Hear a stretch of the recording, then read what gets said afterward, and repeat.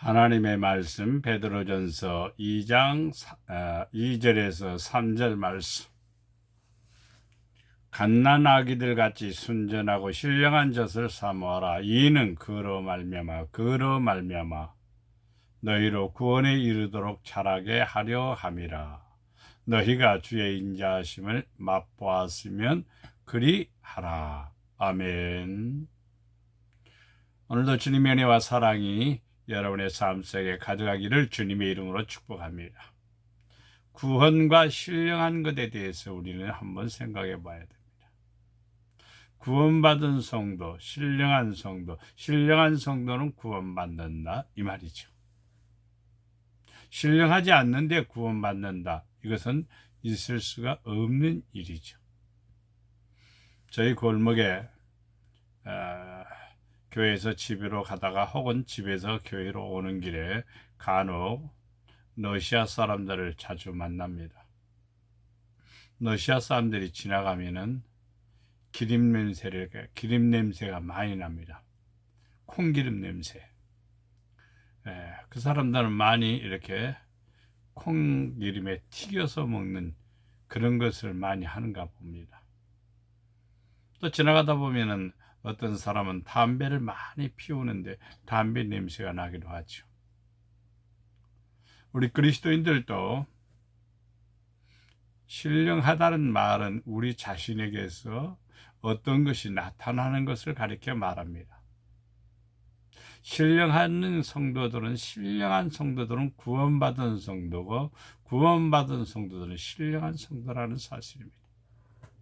오늘 본문에서 갓난 아이들 같이 순전하고 신령한 젖을 삼아라. 하나님의 말씀에 오염되지 아니한, 하나님 말씀에 변질되지 아니하는, 말씀을 사모하라. 오늘은 하나님의 말씀이 많이 변질됐습니다. 사람 듣기 좋게, 또 사람 마음에 좋게끔 양념을 해서 하기 때문에 사람들은 양념된 것을 참 좋아하지요. 어떤 면에서는 또 인스턴트를 좋아하지요. 하나님의 말씀은 순전하고 신령하다고 그랬는데 하나님의 말씀을 순전합니다. 그대로입니다. 더 가미하거나 말 필요도 없습니다. 있는 그 자체로 우리에게 맛을 주고 우리에게 은혜를 주는 것이 하나님의 말씀입니다. 목사님이 설교를 멋지게 잘해서 저 말씀 너무나 좋다, 이런 것보다도 성경 구절을 읽어가면은 성경 구절 그 자체 속에서 내게 주시는 은혜가 있고, 내게 주시는 지혜가 있고, 하나님이 주시는 놀라운 사랑을 깨닫게 되지요. 이게 순전한 것이죠. 그래서 순전하고 신령한 젖을 사모하라. 구원받은 성도들은 특징이 뭐냐? 말씀을 믿는 사람들입니다. 말씀을 먹은 사람들입니다. 말씀대로 살아온 사람들이고, 말씀대로 성장한 사람입니다. 그래서 말씀을 듣고 어떤 사람이 됐느냐? 신령한 사람이 됐다 이 말입니다. 하나님의 말씀은 우리로 하여금 어디에? 구원에 이르도록 자라게 하는 하나의 도구가 되는 겁니다.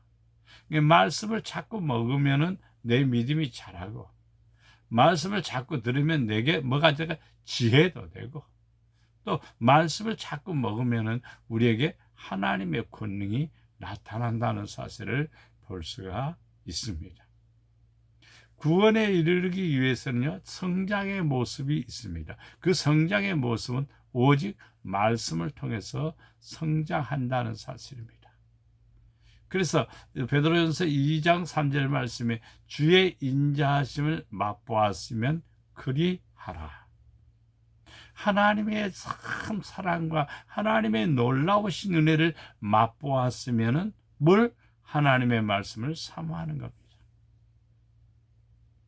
하나님이 너무너무 좋으신 분이고, 하나님이 역사하시고 일하시는 것을 여러분이 체험했다, 맛보았다, 그러한 사람들은 공통적으로 성경을 알고 성경을 믿고 성경대로 산 사람들이라는 사실을 볼 수가 있습니다. 그러면 구체적으로 한번 신령한 것으로 사모한다. 구원받은 성도는 신령하다 이렇게 표현하고 있는데, 신령한 여러 분야에 대해서 우리가 몇 가지를 생각해 봅니다. 로마서 7장 14절 말씀에 보면은 율법은 신령하다 그랬습니다.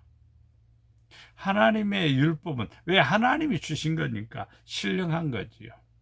그러니까 율법대로 살면 신령하다는 말을 들을 수가 있지요. 왜? 말씀대로 살았으니까, 계명을 지켰으니까. 그러니까 하나님의 말씀대로 율법대로 살아간 성도는 신령한 성도니까, 하나님 앞에 그 사람이 사랑을 받는 사람이 되고 복 있는 사람이 된다는 사실을 볼 수가 있습니다. 그래서 신령한 율법을 통해서 신령한 성도들은 바로 육신에 속해서 사는 게 아니라 성령을 쫓아 살아간다 이 말입니다. 왜? 율법이 신령한데 율법을 아는 사람이 어떻게 육에 팔려서 육신에 속해서 세상으로 살겠습니까? 그러지 않아요. 그러지 않아요. 율법이 신령하다, 율법이 중요하다, 율법이 거룩하다는 것을 깨달은 성도는 육신을 이기며 육신의 소욕을 따라 살지 않으며 하나님의 영광을 위해서 살아간다 이 말입니다. 고린도전서 10장 4절 말씀에 보면은 신령한 음료가 있다 그랬습니다. 신령한 음료를 마셨으니 이는 그를 따르는 신령한 반석으로부터 마셨음에 그 반석은 곧 그리스도시라. 이스라엘 백성들이 광야에서 나와서 가나안 땅까지 들어가는데 광야에서 목이 마를 때마다 모세는 지팡이로 반석을 쳐서 거기에서 물을 냈습니다. 그래서 그 물을 마셨습니다.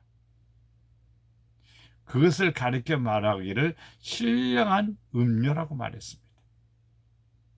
예수님은 이렇게 말합니다. 나를 믿는 자는 그 배에서 생수의 강이 넘쳐 나리라. 물을 마시면 시원함을 느끼죠. 물을 마시면 갈증을 우리가 해결받지요. 물은 상당히 소중합니다. 우리 몸의 70%가 물이라고 합니다. 생명을 유지하는데 물이 굉장히 중요합니다.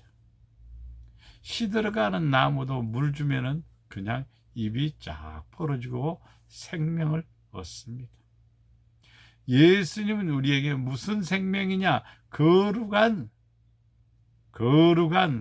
생명이다라는 사실을 우리에게 가르쳐주고 있음을 볼 수가 있습니다. 그래서 거룩한 신령한 음료를 마신 성도들은 예수 그리스도의 은혜로 말미암아 하나님의 큰 사랑을 받고 있다는 사실을 우리가 알게 됩니다. 고린도전서 15장 44절 말씀에 보면은 육신의 몸으로 심고 신령한 몸으로 다시 사나니 육의 몸이 있은즉 또 영의 몸도 있느니라. 육의 몸이 있고 신령한 몸이 있답니다. 신령한 몸은 어떤 몸이냐 이 말이지요. 앞에서 말씀드린 것처럼 율법은 신령하다. 또 하나님의 말씀은 신령하다. 또 하나님이 주시는 예수 그리스도를 통해서 주시는 음료도 신령하다. 이런 것은 공통적으로 하나가 있으니 그것은 바로 말씀입니다. 자, 육의 몸을 심고라는 말은 육의 몸을 땅에 심고 신령한 몸으로 살아나는 거예요. 그러니까 나를 죽이면은 내 안에서 영이 살아나는 거예요. 구원받은 성도의 특징이 다 공통적으로 뭐냐면은 세상에 대해서는 욕심, 탐심, 이기심, 세상에 속한 것 버리고 하나님을 향한 신령한 것을 향한 믿음을 갖는 성도라는 사실을 알 수가 있습니다. 그래서 우리 몸이 어떤 몸이 되냐? 거룩한 몸 혹은 영적인 몸이 된다 이 말입니다. 그래서 구원받은 성도가 되는 것이죠.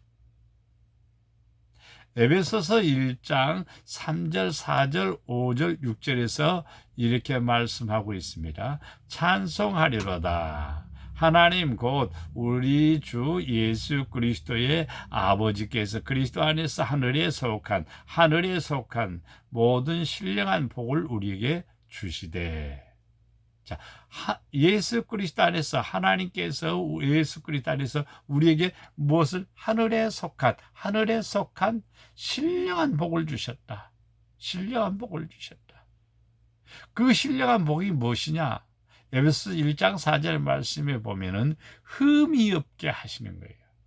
우리를 사랑하사 흠이 없게 하시고. 이게 신령한 복은 뭐냐? 하나님의 사랑을 받는 것. 두 번째, 흠이 없게 되는 것. 그리고 세 번째는 예수 그리스도로 말미암아 자기의 아들들이 되게 하는 것. 참 큰 축복이죠. 신령한 복이 뭐라고요? 예수 그리스도의 사랑을 받는 자. 두 번째는 거룩하고 흠이 없는 자. 셋째는 우리를 아버지의 아들이 되게 하신 것. 마지막에 하나님께서 우리에게 주시는 거룩한 축복은 뭐냐? 하나님의 사랑 안에서 은혜의 영광을 찬송하고 있는 겁니다. 그래서 성도들이 하나님의 은혜에 감사하고 찬양하고 기뻐하는 것은 전부 다 신령한 것이에요. 이게 찬양을 많이 하는 성도는 자기 자신이 신령하다는 것이고 또 신령한 것을 사모하고 있다는 뜻이 되기도 합니다. 그래서 우리 성도들은 하나같이 구원받기 위해서 뭐 해야 된다고요? 신령한 성도가 되어야 됩니다. 이 역대상 25장 1절 말씀에 보면은 신령한 노래를 하게 하셨으니, 우리가 찬양하는 거 신령한 성도들의 입에서 나옵니다. 마음의 은혜도 없고 사랑도 없고 뭐 아무것도 없는데 찬양이 나오지는 않아요. 찬양은 아주 독특한 것입니다. 하나님의 은혜가, 하나님의 사랑이, 아버지의 크신 은혜가 내 안에 임하면은요, 찬양은 터지게 돼 있어요. 기도도 터지게 돼 있어요. 나오게 된다 이 말입니다. 그래서 신령한 성도가 되고 신령한 노래를 부르게 된다 이 말입니다. 로마서 1장 11절 말씀에 성도들은 신령한 은사를 받아야 돼요. 신령한 은사를 받으면 하나님을 잘 섬기는 자가 됩니다. 하나님을 기쁘게 하는 사람이 됩니다. 신령한 은사는 우리의 믿음을 견고하게 만들어요. 오늘날 믿음이 굉장히 많이 공격을 받고 있습니다. 믿음을 지키기가 굉장히 어렵습니다. 이러한 시기에 신령한 은혜를 받으면 내 믿음이 견고해질 뿐만 아니라 내 입에서는 찬양이 나고 내 가슴 속에서는 하나님을 사랑하는 사랑의 마음으로 충만하다는 사실을 볼 수가 있습니다. 고린도서 2장 15절 말씀에 보면 신령한 사람은 모든 것을 판단하나 자기는 아무에게도 판단을 받지 아니하느니라. 신령한 사람은 세상을 분별하는 지각을 가집니다. 옳고 그름에 대한 분별력이 있고 선과 악을 분별하게 있고 하나님의 말씀인 것과 아닌 것을 분별하게 합니다. 이게 신령한 은혜를 입은 자들의 모습입니다. 이러한 성도는 하나님 앞에 큰 은혜를 누리게 되지요. 아버지의 큰 사랑을 받게 된다는 사실을 볼 수가 있습니다. 예수 그리스도께서 이 땅에 오실 때에 부활에 참여할 수 있는 사람은 신령한 사람입니다.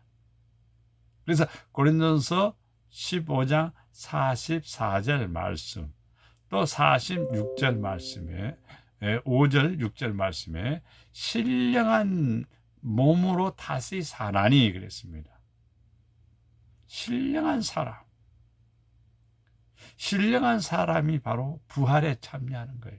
부활에 참여했다는 것은 구원받는 것이죠. 그래서 신령한 성도가 되도록 우리가 기도해야 되고, 하나님 앞에 늘 신령한 모습으로 살 수 있도록 나를 그리스도에게 복종시키는 것입니다. 사도 바울은 갈라디아서 6장 1절 말씀에 형제들아, 사람이 만일 무슨 범죄한 일이 드러나거든 신령한 너희는 온유한 심령으로 그러한 자를 바로 잡고 너 자신을 살펴보아 너도 시험을 받을까 두려워하라. 오늘 우리는 사회를 보면서 자기는 잘 못하면서 남을 비판하는 경우가 많습니다. 남을 판단하는 경우가 많습니다. 그래서 항상 우리는요, 온유한 사람이 돼야 돼요. 이해해주는 사람이 돼야 되고, 덮어주는 사람이 돼야 되고, 감싸주는 사람이 돼야 됩니다. 신령한 사람의 모습입니다. 신령한 사람은 자기 자신을 바로 잡고, 자기 자신을 살피고, 그리고 항상 시험에 빠질까 두려워하는 모습으로, 깨어있는 모습으로 살아갑니다. 그래서 신령한 성도라고 말합니다. 에베소서 1장 3절 말씀에 보면은 신령한 복이 우리에게 주셨으니 이제 우리에게는 뭐가 있을까요? 신령한 지혜와 총명으로 우리에게 부어주십니다. 신령한 지혜를 가지고 있으면 하나님의 뜻을 알게 하고 또 하나님이 기뻐하시는 것을 알게 합니다. 우리는 신령한 성도가 되어야 돼요. 허물도 많고 죄도 많지만은 늘 하나님의 말씀으로 무장하고 하나님 말씀 부여잡고 주님의 뜻을 이루어 나가는 신령한 성도가 되어야 됩니다. 여러분의 가정들이 있습니다. 여러분의 가정들이 신령한 집으로 세워져야 됩니다. 이게 베드로전서 2장 5절 말씀입니다. 신령한 집으로 세워지고 예수 그리스도로 말미암아 하나님이 기쁘시게 받으실 만한 신령한 제사를 드릴 거룩한 제사장이 될지니라. 우리 믿음의 모든 성도들의 가정은 어떤 집? 신령한 집이 돼야 돼요. 신령한 집은요, 신령한 성도들이 사는 거예요. 신령한 성도들이 사는 집은요, 주님을 모시고 살고 주님을 사랑하며 살고 하나님을 기쁘게 하는 가정이라 이 말입니다. 그래서 하나님의 사랑을 받는 성도가 되리라 믿습니다. 우리는 기도할 때마다 하나님 내 안에 오셔서 아버지의 말씀으로 나를 거룩하게 하옵소서, 아버지의 은혜로 나를 거룩하게 하옵소서, 신령하게 하옵소서, 하나님 앞에 기도해야 됩니다. 그래서 하나님 앞에 흠 없이, 하나님 앞에 부끄럼 없이 나서는 성도, 구원에 이르는 성도가 되기를 주님의 이름으로 축복합니다. 사랑과 은혜가 풍성하신 아버지 하나님, 주님의 은혜와 사랑에 감사를 드립니다. 우리가 이 땅에 살아가면서 거룩한 성도의 삶을 믿도록 축복해 주시옵소서. 신령한 젖을 사모하라고 말씀하신 것처럼 아버지의 말씀을, 하나님의 말씀을 순수하게 받아들여 그 말씀이 내 안에 믿어지고 그 말씀을 지키고 그 말씀대로 살아갈 때 우리는 거룩한 성도요, 신령한 성도요, 흠이 없는 성도가 됨을 믿습니다. 이로 말미암아 주님 앞에 설 수 있고 구원에 이르는 복된 축복을 허락하여 주시옵소서. 우리를 사랑해 주시는 예수님의 이름으로 기도드려 나이다. 아멘.